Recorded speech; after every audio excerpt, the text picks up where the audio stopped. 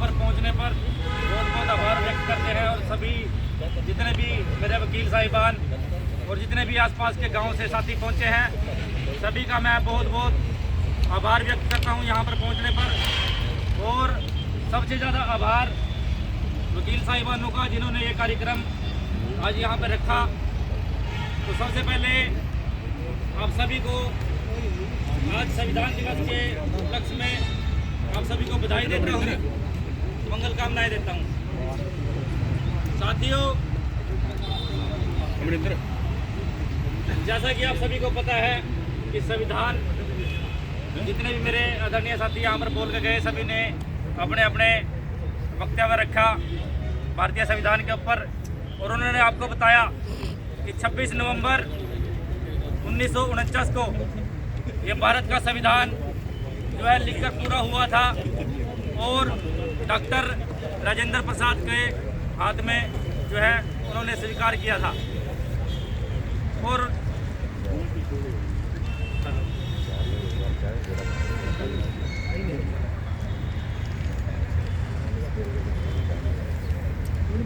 Hello,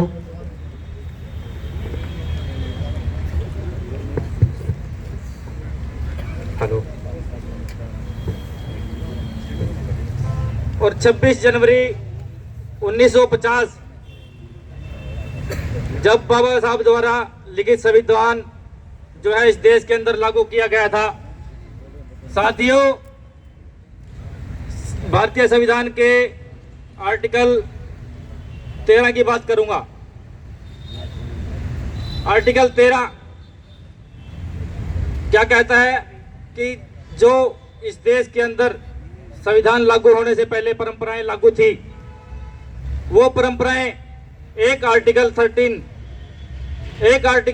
एक ही line में बाबा साहब ने हजारों सालों की परंपराएं, जो भी रूढ़िवादी परंपराएं थी, प्रथाएं थी, सभी को शून्य घोषित कर दिया था। साथियों, ये एकमात्र बाबा साहब और उनकी टीम के द्वारा जो है ये संविधान लिखा गया था। इस संविधान के अंदर बाबा साहब ने ऐसे बहुत आर्टिकल लिखे हैं जिनके अंदर इस देश के जो लोग हैं उनको इज्जत से, सम्मान से जीने का जो अधिकार दिया है, बाबा साहब के इस संविधान की बदौलत आप सभी को यहाँ पर मिला है।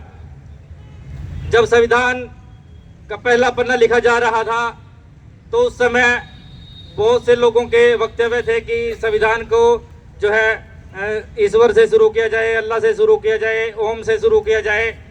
तो बाबा साहब एक ऐसे व्यक्ति थे जिन्होंने पूरी दुनिया के ग्रंथों को पढ़ लिया था और उनके दिमाग में ये बात आई कि अगर मैं किसी एक व्यक्तित्व या किसी ईश्वर अल्लाह के नाम से इसको शुरू करूंगा तो इस देश की जो बाकी की जनसंख्या है उनके साथ ये अन्याय होगा। तो इसलिए बाबा साहब ने संविधान का पहला अक्षर शुरू किया, हम भारत के लोग,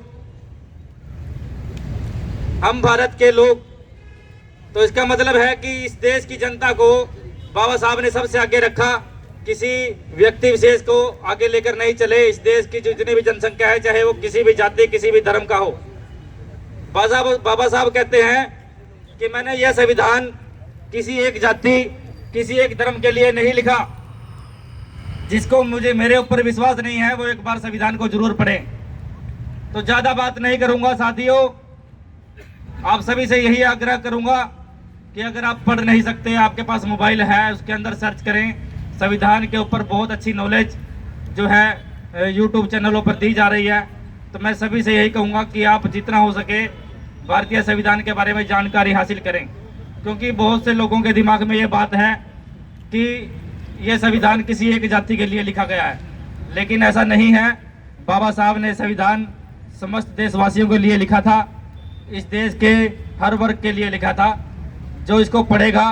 क्योंकि जिन लोगों ने पढ़ा है वो बहुत से अपर कास्ट के लोग भी हैं जिन्होंने संविधान को पढ़ा है और आज वो भारतीय संविधान का सम्मान करते हैं, क्योंकि उनको पता है कि जो अधिकार हमें दिए हैं वो इस संविधान की बदौलत हमें मिले हैं। साथियों, तो आप सभी से यही कहूँगा, जितना हो सके संविधान को पढ़ो। जय भीम, जय भारत।